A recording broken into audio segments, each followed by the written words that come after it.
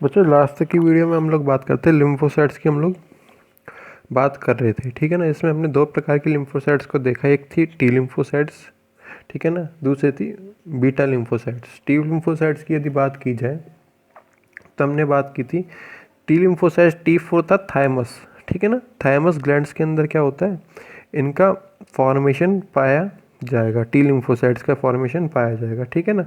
और जितनी भी नई सेल्स का फॉर्मेशन होगा टी लिम्फोसाइट्स का, ये किस में प्रवेश कर जाएंगी, सर्कुलेटरी सिस्टम। अब सर्कुलेटरी सिस्टम का निर्माण किससे होता है, हम बात करते हैं मोस्टली सर्कुलेटरी सिस्टम में हम लोग तीन चीज़ पढ़ते हैं। एक होती है वेसल्स, एक होता है हार्ट, तीसरी चीज़ होती है और सबसे इम्पोर्टेंट चीज़ होती है ब्लड, ठीक है ना।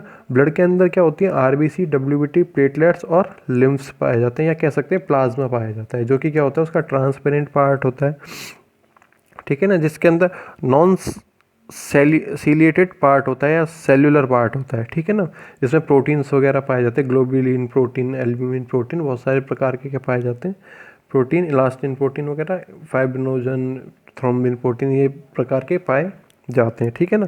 तो इसके अंदर क्या कहा हमने कि जितनी भी नई सेल्स बनी है यहाँ पे, टी लिम्फोसाइट्स का फॉर्मेशन हुआ है, कहाँ चल जाएंगी, सर्कुलेटरी सिस्टम में। इसका सीधा सिंपल सा मतलब यही होता है कि और किस में चल जाती है, ब्लड के अंदर चली जाती है। क्यों, क्योंकि सर्कुलेटरी सिस्टम में हार्ट था, वेसल्स थी, हार्ट पंप करने का काम कर रहा है, ब्लड को क्या कर रहा है, पंप करने का काम कर रहा है, वेसल्स के अंदर ब्लड फ्लो हो रहा है, ठीक है ना, ठीक है ना। मेन सब्सटेंस क्या था जो सेल तक जाएगा, ब्लड था, तो ब्लड के अंदर क्या हो जाएंगी, ऐड हो जाएंगी, ठीक है ना। कुछ समय बाद क्या कर दी जाएंगी, इनको लिम्फ सेल्स जो पाई जाएंगी इनके अंदर ट्रांसफ़र कर दिया जाएगा, ठीक है ना। ये हो जाती है बात टी लिम्फोसाइट्स की, ठीक है। फिर यदि बात की जाए बीटा लिम्फोसाइट्स की, बीटा लिम्फोसाइट्स का फॉर्मेशन किया जाता है लिवर के द्वारा। मोस्टली क्या होता है, हमारे जो बॉडी के फंक्शंस होते हैं, लिवर ही रेगुलेट करने का काम कर रहा है। हीमोपोइसिस का फॉर्मेशन भी लिवर ही करता है, रक्त के निर्माण की क्रिया को भी कौन बढ़ाता है, लिवर ही करता है। लिवर और बोन मैरो के अंदर क्या किया जाएगा, इसका निर्माण किया जाएगा। बोन मैरो मैंने बताई दी थी, बोन्स जो होती है अंदर से खोखली पाई जाती है, जो इनकी लेयर होती है, होलो सतह होती है, खोखली सतह होती है, इसको हम लोग बोलते हैं बोन मैरो, अस्थि मज्जा। इसको हम लोग क्या बोलते हैं, अस्थि मज्जा बोलते हैं। इसमें कुछ विशेष प्रकार के प्रोटीन्स पाए जाते हैं, कुछ विशेष प्रकार की कोशिकाएं पाई जाती हैं, ठीक है ना। जैसे ही बीटा लिम्फोसाइट्स का फॉर्मेशन होगा, एक इसमें लिम्फ सेल में आ जाएंगी, यहाँ पे भी लिम्फ सेल में आ गई थी टी लिम्फोसाइट्स, और बाद में दोनों टी लिम्फोसाइट्स और बीटा लिम्फोसाइट्स, टी लिम्फोसाइट्स और बीटा लिम्फोसाइट्स मिलकर किसका फॉर्मेशन कर लेंगे, प्रतिरक्षा तंत्र, इम्यून सिस्टम का फॉर्मेशन कर लेंगे, ठीक है ना। तो ये हो जाती है एक छोटी सी बात। अब यदि बात की जाए इनके स्ट्रक्चर की, बात कर लेते हैं, इनकी साइज वगैरह की बात की जाए, तो थोड़ा सा कुछ बोला जाता है कि जो टी लिम्फोसाइट्स होते हैं ये क्या होते हैं, बीटा लिम्फोसाइट से कुछ छोटे पाए जाते हैं, ठीक है ना। बीटा लिम्फोसाइट्स बड़े आकार में पाए जा रहे हैं, तो इनका जीवन काल क्या होता है, कम होता है। टी लिम्फोसाइट छोटे आकार में पाए जाते हैं, तो इनका जीवन काल क्या होता है, लंबा होता है। यदि बीटा लिम्फोसाइट्स के जीवन काल की, लाइफ स्पैन की यदि बात की जाए, तो 5 से 7 दिन तक का क्या होता है, इनका लाइफ स्पैन, जीवन काल होता है। जिस प्रकार से हम बात करते हैं आरबीसी की, आरबीसी का 120 डेज क्या होता है, जीवन काल होता है, ठीक है ना। टी लिम्फोसाइट्स कुछ माह तक क्या होता है, मेमोरी में ये स्टोर रहते हैं, कुछ माह तक क्या कर सकते हैं, इनका जीवन काल पाए जा सकता है। कभी कभी कुछ केसेस ऐसे भी होते हैं जिसमें कुछ वर्षों तक भी पाया जाएगा, ठीक है ना। तो इस प्रकार से लिख सकते हैं हम लोग लसीकाणु, टी लिम्फोसाइट्स,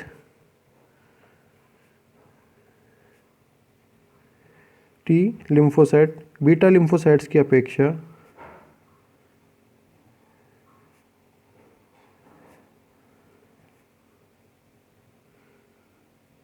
बीटा लिम्फोसाइट्स की अपेक्षा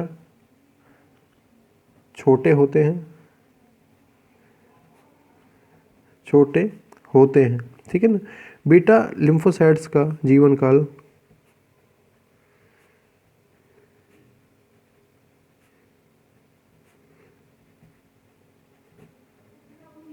जीवन काल 5 से 7 दिन होता है,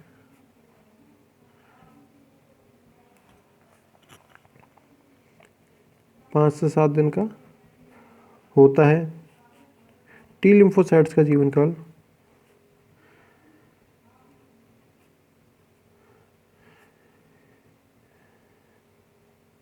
जीवन काल कुछ महीनों, कुछ महीनों व कुछ, क्या कह सकते हैं, ऑब्लिक लगा देता हूँ मैं, कुछ वर्षों का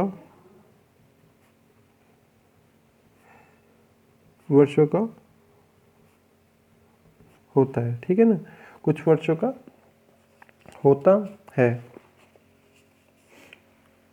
यदि बात की जाए बीटा लिम्फोसाइट्स और टी लिम्फोसाइट्स के रेशियो की यदि बात की जाए तो लगभग 70% तो क्या पाया जाता है इम्यून सिस्टम में हमारे टी लिम्फोसाइट्स। प्रतिरक्षा तंत्र में 70% टी लिम्फोसाइट्स तथा शेष भाग बीटा लिम्फोसाइट्स का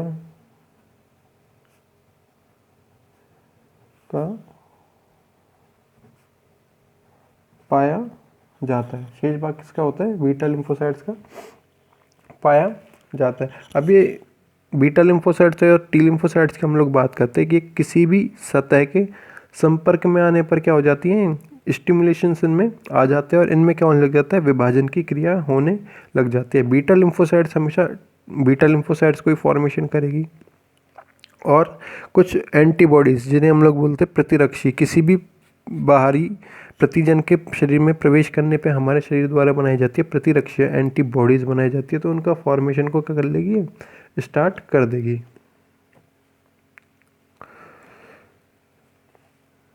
दोनों प्रकार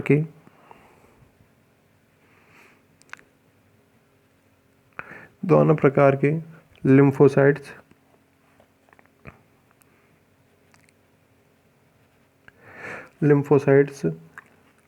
बाहरी प्रतिजन के संपर्क में आने पर, प्रतिजन होता है एंटीजन के संपर्क में आने पर संवेदित हो जाती हैं। संवेदित होता है स्टिमुलेटेड संवेदित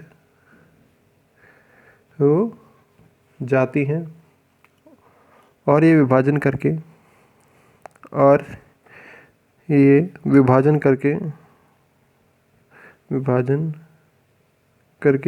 बीटा लिम्फोसाइट द्वारा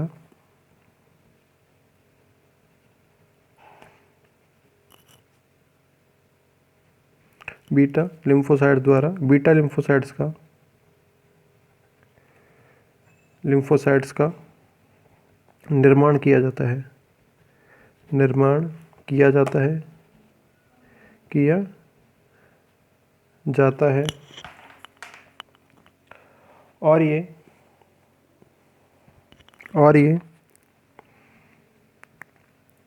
और ये एंटीबॉडीज प्रतिरक्षियाँ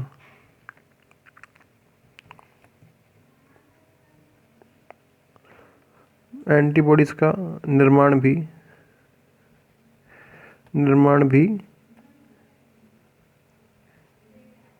करती हैं। ठीक है ना, एंटीबॉडीज का क्या करेंगी, निर्माण भी करेंगी। अब यदि बात की जाए टी लिम्फोसाइट्स की, तो टी लिम्फोसाइट्स भी क्या करेंगे, जैसे ही डिवाइड होंगे तो हमेशा क्या बनेंगे, टी लिम्फोसाइट्स को ही फॉर्मेशन करेंगे। टी लिम्फोसाइट्स की क्या करेंगी, फॉर्मेशन करेगी। अब बीटा लिम्फोसाइट्स और टी लिम्फोसाइट्स इन दोनों में क्या पाए जाएंगे, कुछ अनमैच्योर सेल्स पाई जाएंगी। ठीक है ना, अनमैच्योर सेल्स पाई जाती है, जो भी काम मतलब अपरिपक्व कोशिकाएं पाई जाती है, जो भी कहाँ होंगी, सर्कुलेटरी सिस्टम के अंदर पाई जाएंगी। और ये सर्कुलेटरी सिस्टम में हम लोग बात करते हैं मैक्रोफेसेस, जो कि क्या करती है, फेगोसाइटोसिस की क्रिया को काम करती है। कोई भी बाहर से जीवाणु आता है, विषाणु आता है, कोई भी प्रतिजन आता है तो उसको खाने का काम करती है, उस मेथड को हम लोग बोलते हैं फेगोसाइटोसिस मेथड। ये काम किया जाता है मैक्रोफेसेस के द्वारा। अब जो हमने बात की बीटा लिम्फोसाइट्स और टी लिम्फोसाइट, जो कि क्या होगी, अनमैच्योर कंडीशन में, अपरिपक्व अवस्था में पाई जाएंगी, इसके मैक्रोफेजेस के पास पाई जाएंगी। ठीक है ना, टी लिम्फोसाइट विभाजन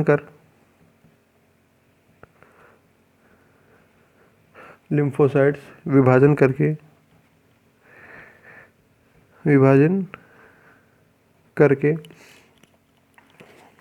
अपनी जैसे ही टी लिम्फोसाइट्स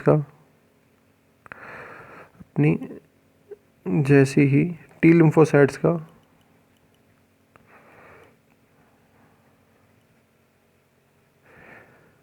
का निर्माण करती हैं, ठीक है ना। टी लिम्फोसाइट्स क्या करेंगे, निर्माण करेंगे। कुछ अपरिपक्व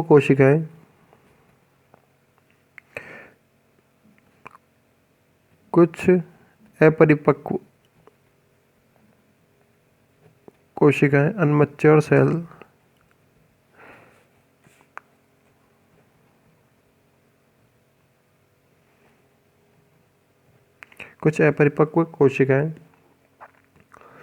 बीटा लिम्फोसाइट्स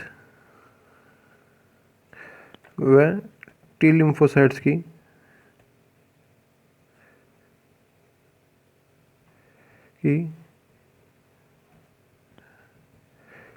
पाई जाती हैं।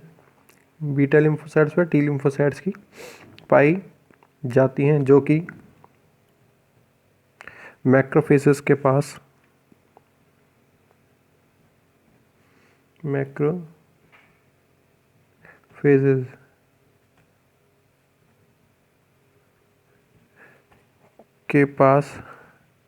एकत्रित हो जाती हैं,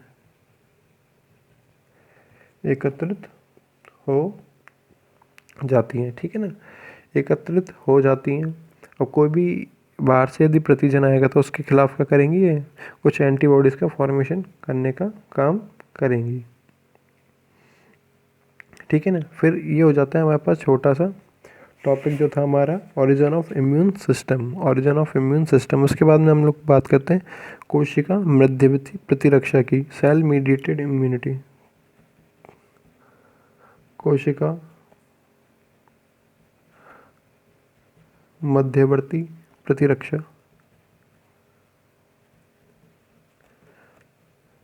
सेल मीडिएटेड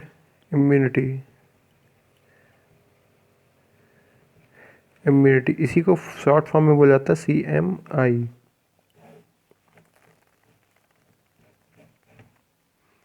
ठीक है ना, इसी को ही क्या बोला जाता है शॉर्ट फॉर्म में CMI। हिंदी से में और इंग्लिश में नाम से ही समझ में आ जाता है कि दो कोशिकाओं के बीच में, या कह सकते हैं हम लोग बात करते हैं ये क्या है, एक कोशिका है, ये कोशिका है, ये कोशिका है, ये भी कोशिका है।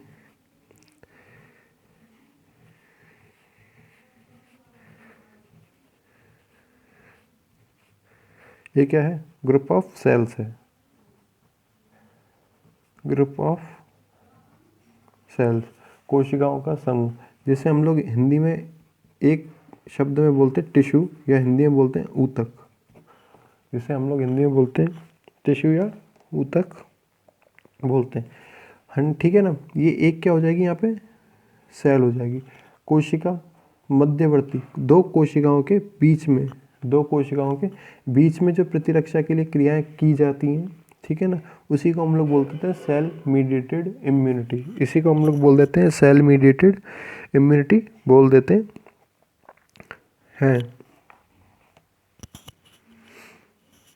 अब ये पूरा का पूरा काम जो है सेल मीडिएटेड इम्यूनिटी होती है, ये की जाती है हमेशा टी लिम्फोसाइट्स के जो एंटीजेंस होते हैं, प्रतिजेंस होते हैं, इनके द्वारा क्या की जाती है, स्टिमुलेटेड उद्दीप्त की जाती है, ठीक है ना। और कोशिकाओं की सतह के निकट उत्पन्न होगी, या कोशिकाओं के मध्य में, दो कोशिकाओं के मध्य में उत्पन्न होगी। इस प्रकार की जो इम्यूनिटी है, इसी को हम लोग बोल देते हैं हिंदी में टिश्यू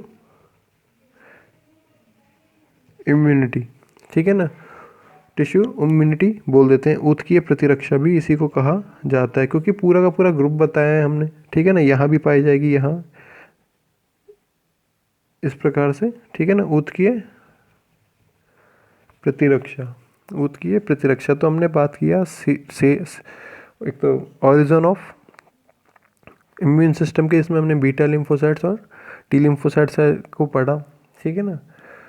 फिर हमने बात की CMI की, सेल मीडिएटेड इम्यूनिटी की बात की। एक कोशिकाओं का पूरा जुग्गा था, ग्रुप था, जिसे हम लोग टिश्यू बोलते हैं, ठीक है ना। इनकी कोशिकाओं के मध्य में जिस प्रकार की इम्यूनिटी पाई जाएगी, इसे हम लोग बोलेंगे सेल मीडिएटेड इम्यूनिटी, कोशिका मध्यवर्ती प्रतिरक्षा, ठीक है ना। अब कोशिकाओं के ग्रुप को हम लोग बोलते हैं ऊतक, टिश्यू। तो टिश्यू के बीच में जो पाई जा रही है इस प्रकार की क्या इम्यूनिटी क्या कहलाएगी, सेल मीडिएटेड CMI कहलाएगी। ठीक है ना, बाकी हम लोग देखेंगे नेक्स्ट वीडियो में। Thank you.